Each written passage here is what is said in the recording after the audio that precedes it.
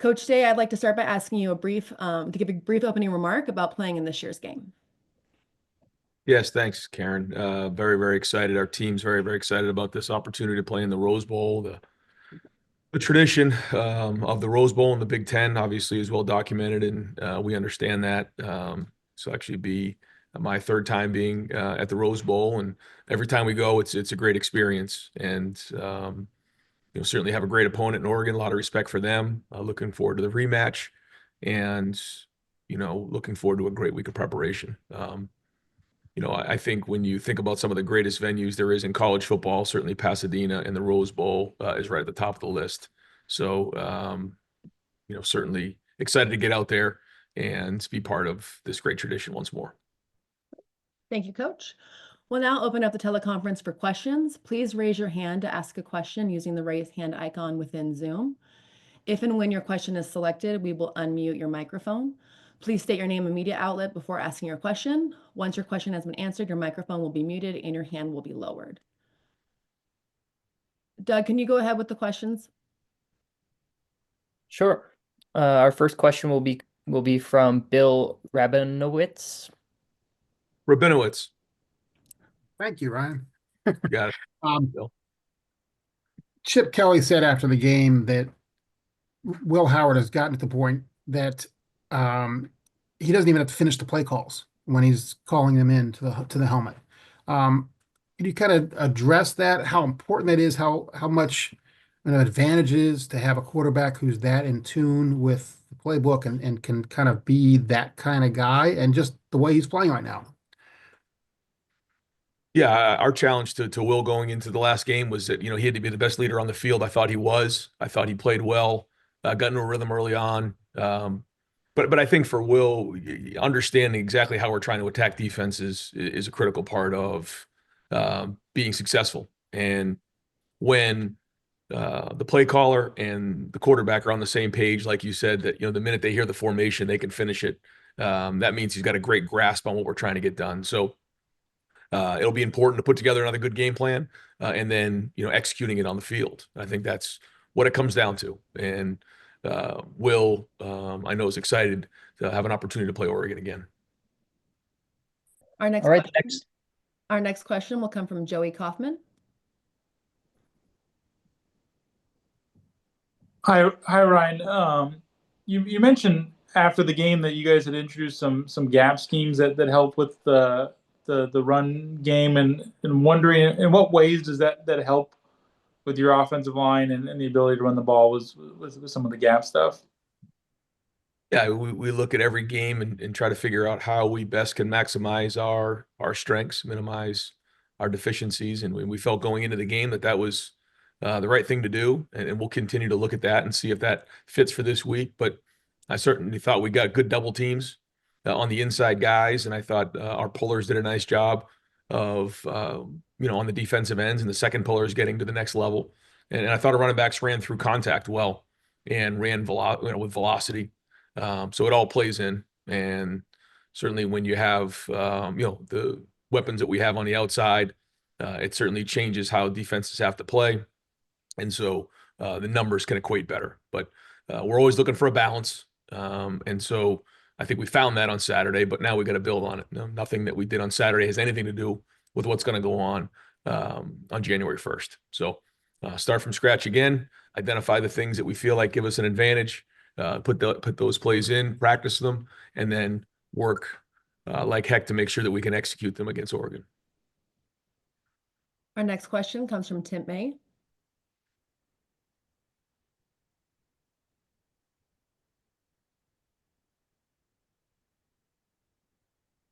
Can't hear you, Tim. Tim, can you unmute your microphone, please? Okay, Tim, we're going to move on to the next question. Next question will come from Nick Hamilton. Hey, Coach Day, Nick Hamilton, Nightcast Media.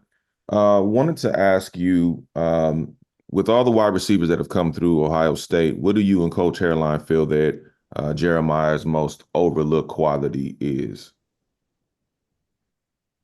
Probably his size. He's when you get up on him, you realize how big he is and how big he plays. And, that'll, be something he'll have to do in this game as well, is play big, play strong, play powerful. And I think Brian has done a great job again this year with our receivers. And, we're going to need them all in this game, just like when we played them last time. So, but yeah, certainly everybody's involved with the pass game, in terms of the protection, Will making the throws, but creating separation and making plays is what's important. And our receivers have done that. And certainly Jeremiah's done that this year. And we'll need that again here on the first. Our next question comes from Joe Reedy. Hey, Ryan, certainly plenty of interesting subplots with Chip used to coach at Oregon, plus coming back to the Rose Bowl. Just what's it been like having him on staff this year with you? And also, how have you kind of seen him evolve as an offensive play caller with your team? Yeah, I think that he's now, a full season in, he's got an understanding of who we are, personnel wise, now, in the Big Ten, what that looked like. And so, yeah, to your point, it has evolved with, he's got a great understanding of the entire, game of football, offensive football, whether, it's wide open and spread and tempo, or getting with multiple tight ends in the game, huddling, different styles of play. And he's always said, and we've always said, that the number one job of the coordinator is to put the offense in the best position to be successful. And so that has to do with our personnel. It has to do with what we're seeing on defense. And now I feel like we had a good balance this past game, and so we'll look to do that as we put the game plan together for these guys. Our next question comes from Spencer Holbrook. Hey, Ryan, with everything that you guys had to deal with after the Oregon game and, the revenge or the rematch or whatever you want to call it, how do you guys know that this is also, for the playoff, balancing all of those different emotions that are going to come with this, seeing the Oregon guys on the sideline again after what happened in October? Like, what's the balance like there with the messaging for you guys heading into this? It's about execution. It's about our preparation. It's about how we go about our meetings, how we go about our walkthroughs, how we go about our practices, so that when we get out to Pasadena, we're executing at a high level. And that's what it comes down to. Is it, super exciting? I guess not, but that's what it is. And our guys have played this team before, so there's a reference point. I think we're both teams are in different places than they were when we played last time. I think we're different, but still, the players are the same. And there's a lot to, grab onto when you're watching film of somebody you've already played against. And sometimes when you are playing against a team maybe from another conference in the playoffs, there's a little bit of an unknown. How can you expect this guy to play? What am I really looking at when I look at the teams that they're playing? This team's not that way because we played them already and they played in the conference.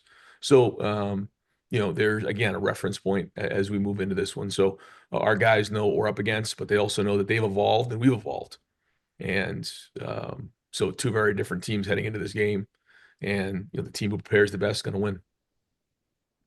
Our next question comes from Dan Hope. Hey, Ryan, you guys obviously had, a lot of changes that you made on defense after that Oregon game. You've had a lot of success defensively since then, but this is the best passing offense that you've faced all year. How confident are you that those improvements that were made since then are real and will show through in this game? Yeah, they do a great job on offense, throwing the ball, running the ball. They have a good balance. Gabriel's very, very talented and very accurate in what he does, and he's also very athletic. And they have weapons on the outside, so it's a challenge. We've seen that live and in color. So we've made adjustments coming off of that game, and we've worked hard to make sure that we're putting our guys in the best position to be successful. We'll do that again against these guys this week, and go compete our tails off. But our defense is playing with great confidence right now. You can feel that on the field on Saturday, and they've continued that build after the game that we played with these guys last time. You can see every week it's gotten stronger and stronger. So, we got to go do it. We got to go put it on the field. But, I know we got a great challenge ahead, but our guys are ready for it. Our next question comes from Pat Murphy. Hey Ryan, you guys have obviously already gone through the film from that first game. How much of this preparation is looking back at that and what worked, what didn't? Or are you more focused on, we've seen that, let's look at what Oregon's done since we played them? Yeah, a little bit of both. A little bit of both. But it's not like we played them just a couple weeks ago. This was mid-season, and there's been a lot of football played since then. So like I said, I feel like, we've evolved, they've evolved, different teams. So there are certainly things that you want to look at that happened in that game, but also as time's moved on, how they've changed, how we've changed, and then how does that fit, as we put together the game plan. But ultimately, we want to make sure that we're putting together a great game plan so our guys can play fast. They understand what we're trying to get done in terms of attacking in all three phases, and then they can play with emotion and physicality. Our next question comes from Rob Aller. Hey, Ryan, kind of along the same lines. It's rare for Ohio State to play the same team twice in one season. I think it's happened 7 times only in history. Do you feel a need, and kind of dipping into your NFL experience where you do play the same team, do you feel like you have to change things up, throw wrinkles in? Can you be just the same team you were? How does that work from a coaching standpoint when you're in those meetings of, we're just going to do what we do best? Or again, are there little wrinkles and just sort of differences? Well, there's what we call overage too, especially on offense of things that we have coming out of a game that we didn't call. So you always want to reference those and see your notes and see things that we've already practiced this season that maybe we didn't use in that game. That plays into it. But then also things that we've done in the second half of the season that we feel like our players are comfortable with. And then what fits, their scheme as they've evolved this season on defense. Again, they're not just playing the same things that they've been playing all year. They've changed and, much more multiple in what they do. So you combine all those things together, and you put the game plan in, and then you throw some things out, you add some things that you think might fit. And, at the end of the day, you only got to pack what you need though. And you got to make sure that it's clean and it's, a plan that the guys can go execute with a lot of confidence. So, that's what we're in the middle of right now. Our next question comes from Ralph Russo. Hey, Ryan, congratulations. I understand that essentially Ohio State is always going to try to recruit the best players in the country, and that's going to be the foundation of your roster. But you guys have had success in the portal. There's a lot more players in the portal than ever before. How much has that changed, if at all, your strategy, how you go about high school recruiting? Simply having another place where you can get very talented players. Well, like you said, our foundation is recruiting high school players and then developing them and then retaining them. I think that when you're looking to sustain a program over a long period of time, that's the best plan for doing that. Guys understand that. I think when you look at, there's been a lot of talk about our team this year, a lot of talk about, the NIL conversation, but, the majority of this team are guys that decided to come back, not guys that decided to come to Ohio State. Certainly we did add some big pieces in the portal, and that was very important for our team. And those guys have been great members of our team and have quickly understood what it means to be Buckeyes. But in order to have that stability, I think that you've got to recruit high school players, tell them exactly what it's going to be, and then follow up and treat them exactly the way that you recruited them in the process. But along the way, you're going to have attrition. You're going to have guys who enter the portal. And because of that, you're going to have openings along the way, and then you have to fill those openings. And so, we're very careful to do that because we know that sustainability of the program ultimately is very, very important here at Ohio State. So all things that we're taking into consideration, there'll be certainly positions and needs that we have in this recruiting cycle that we need to address, and we will. But we also want to make sure that they fit our culture and who we are as a program.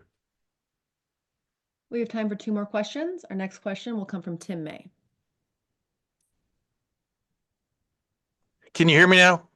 I got you, Tim. Yeah, there you go, Ryan.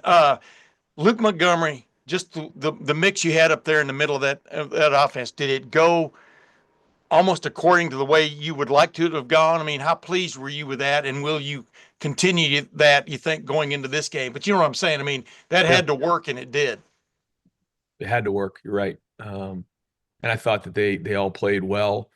I felt like, Justin, working the rotation in the way he did allowed them to play fast and then, get a little bit of relief getting off the field. And I think Luke ended up with maybe 30, 31 plays. Of those 30 and 31 plays, I thought he did a nice job. Every play wasn't perfect, but there were some really good plays in there, great effort. And I could feel his presence out there, which is a big part of the offensive line. Austin played very, very well. Tegra had some really good plays. So I think they all worked together there. Austin was sort of our swing man. We decided to do that going into it.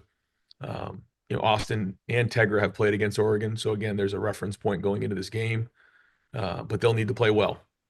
And, we know they have very good players inside and up front. So, they got to keep building on it. And so right now, as we come out of this game, I would say that that's going to continue the way that we did that. But we'll assess it as the week goes on and see what gives us the best chance to win the game. Our final question will come from Adam King. Coach, you talked a lot about using this game as a springboard, almost like, a wild card game in the NFL, giving your team momentum. Have you felt that in the last couple of days, like walking into that locker room, that this is a whole new vibe for this team, a whole new life getting ready for the next 3 games? I think you could feel the confidence in the locker room. You could feel the confidence yesterday as we had our team meetings, identified the champions, watched the film from the game, showed clips of the game with the team, and then we broke up into position meetings and watched the film. Have to make some adjustments like we always do. The issues are always there, but there was just an overall bounce and confidence about the group coming off the game. To know that we already have a playoff win under our belt will give us confidence going into the game. And also knowing our opponent, I think also gives us confidence. So all of those things led to a great day yesterday. There's a lot of pep in everybody's step, and looking forward to a great week of preparation. Thank you, Coach Day. With that final question, we will let you go. We appreciate your time, and you're now welcome to sign off. All right, thanks, guys.